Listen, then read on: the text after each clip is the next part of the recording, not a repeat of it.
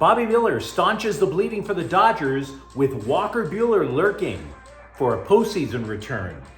Chip Kelly says the three-headed quarterback monster for UCLA is still alive and kind of kicking. And the mystery of Rayleek Brown's absence from USC appears to have been explained. Good morning. I'm James. This is your daily dose of sports and snark for the greatest sports city in the world, Los Angeles. This is the faithful Angelenos Morning Report. So it is September 4th, 2023. Happy something or other day. There are way too many holidays in this country. I honestly don't know which one it is. Happy whatever it is day to one and all. And let's be happier on this alleged day off by talking LA sports. If you like being in the know about LA sports, clickety-clack the like button. Clickety-clack the subscribe button. There's a notification bell. Hit that. It'll let you know we drop new content.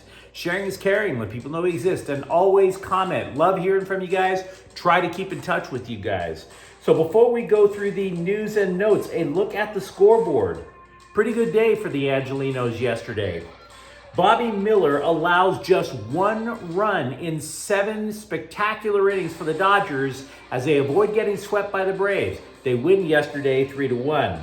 Not so good, though, down at BMO Stadium. Lionel Messi, well, he didn't score, but he had 2 assists for Inter Miami as they knock off LAFC 3-1. Ryan Hollingshead scored for the black and gold. The Sparks have snapped their 2-game losing streak with a 72-64 victory over Washington. Laisha Clarendon scored 15 points. Very crucial win for LA.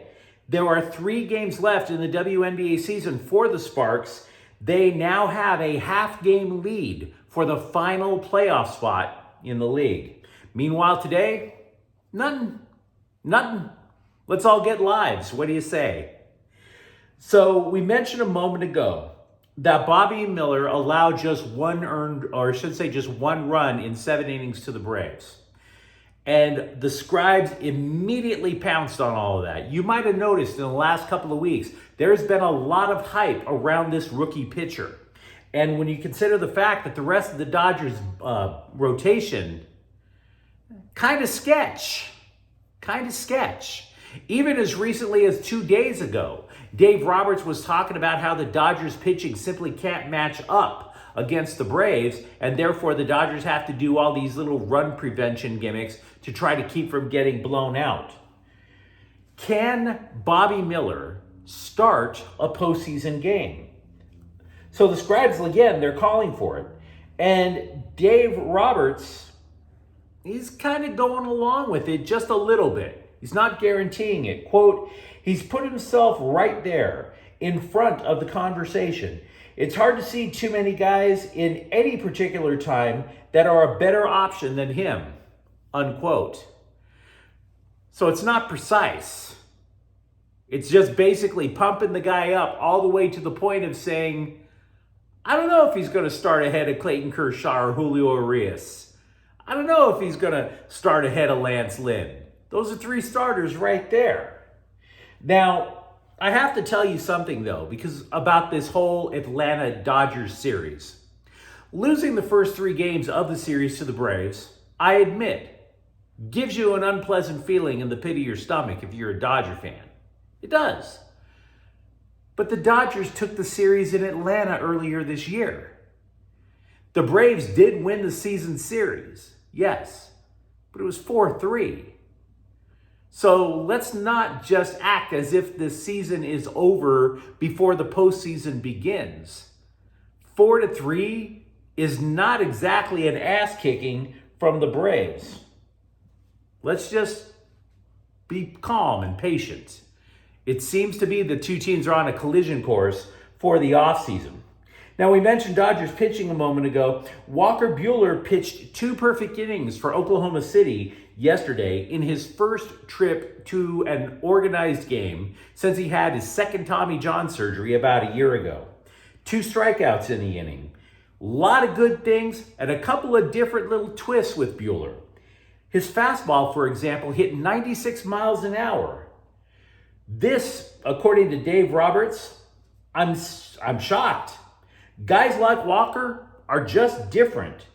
Physically, they're freaks of nature, so you can't discount that, unquote. Now, how is Walker Buehler a freak of nature? Well, glad you asked. If you're a pitcher and you have Tommy John surgery, it usually takes 18 months to recover. 18.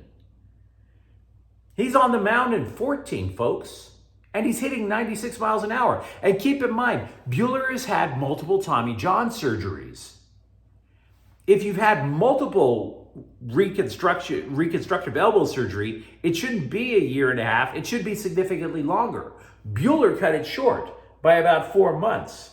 Roberts said that Buehler, though, is going to have at least 2 more starts with Oklahoma City before the Dodgers have a decision as to whether he comes back to LA.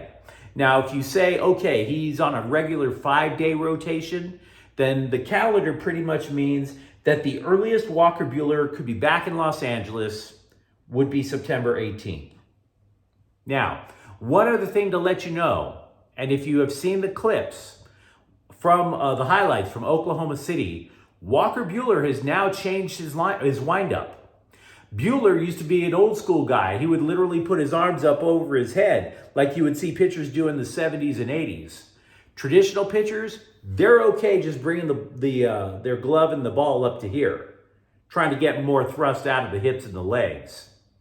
So Buehler is now changing things around. I don't know if that means it's putting less stress on his elbow. Who knows? We had speculated who could come up to the Dodgers when the rosters expanded in September. One person who will not be on that list is Miguel Vargas. Recall, he started the year with the Dodgers at second base. He simply couldn't hang. He just simply couldn't hit major league pitching consistently. They're not trying to cut him. They're not trying to trade him. They just sent him back down. Roberts was just more blunt. Prospect Michael Busch simply outplayed him. End of story. End of story.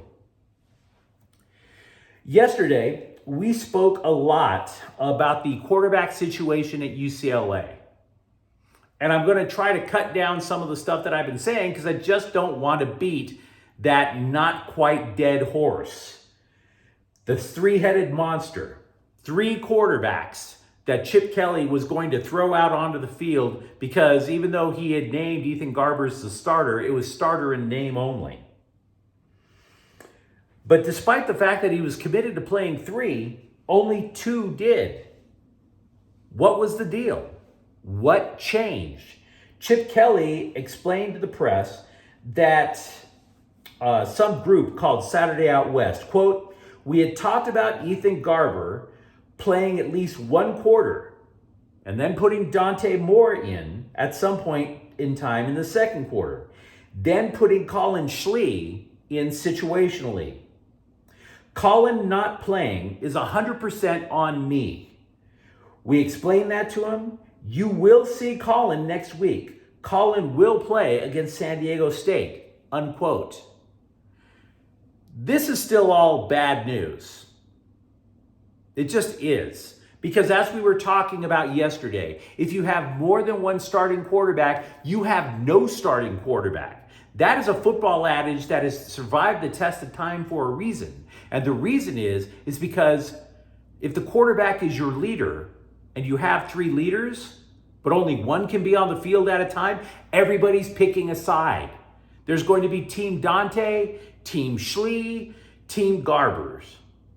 That's not good. But what are you going to do? This is the way Chip Kelly's going to play it, whether it's for the good or the bad for UCLA long term. I don't want to be too hard on Chip Kelly.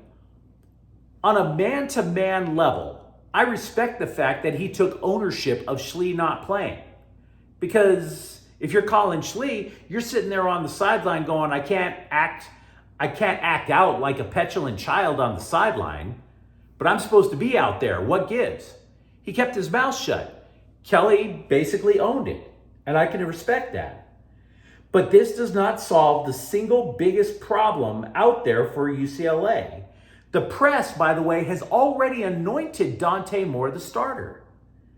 They already said, oh yeah, he should be the quarterback. Why not?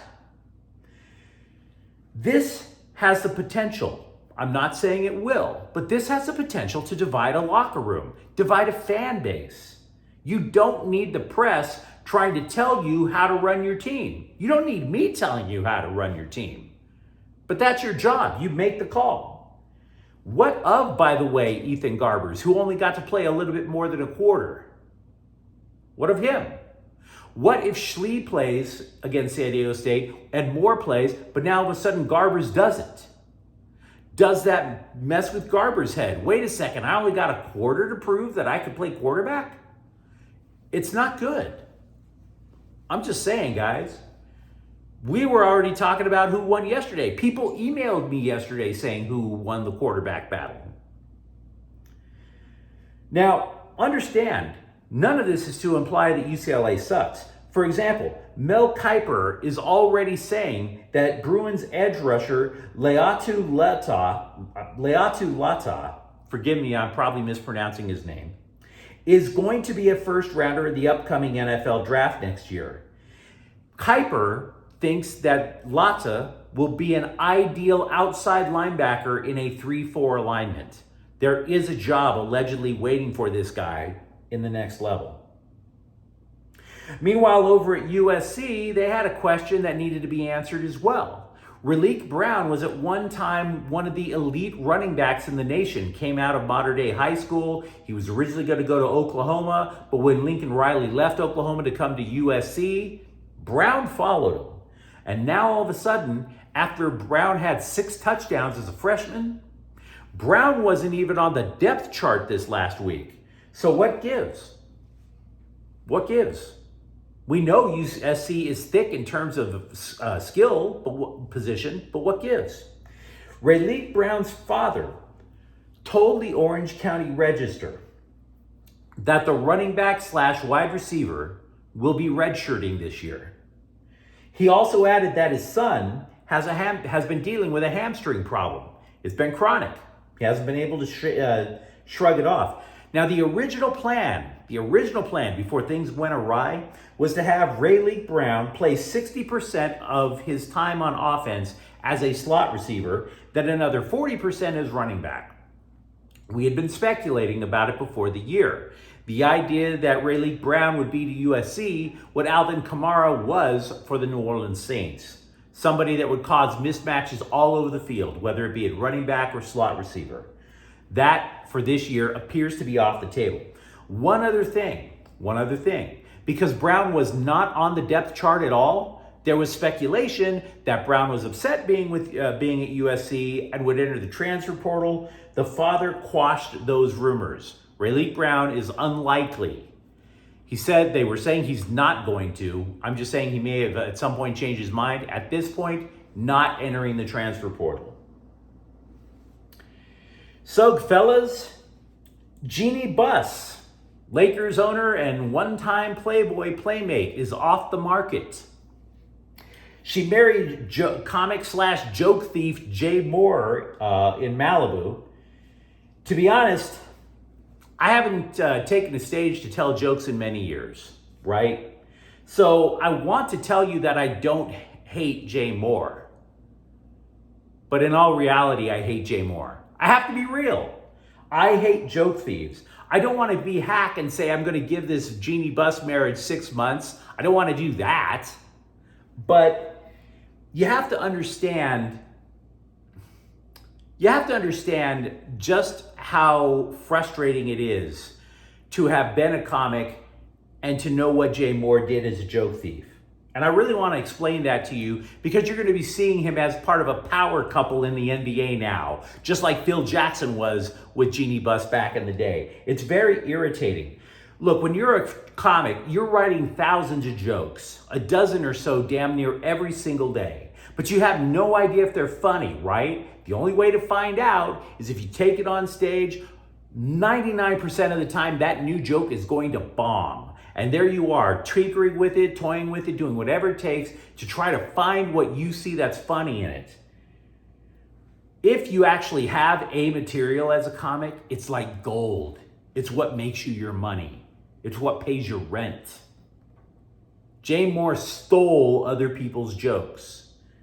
Just like It's hard for me to be happy for Jay Moore because of this, just like it's hard for me to be happy for Carlos Mencia, Dane Cook, Dennis Leary, all of whom became famous off of the sweat of and the failure and the work, the grueling work that other comics had to do in order to find material that would make everybody laugh.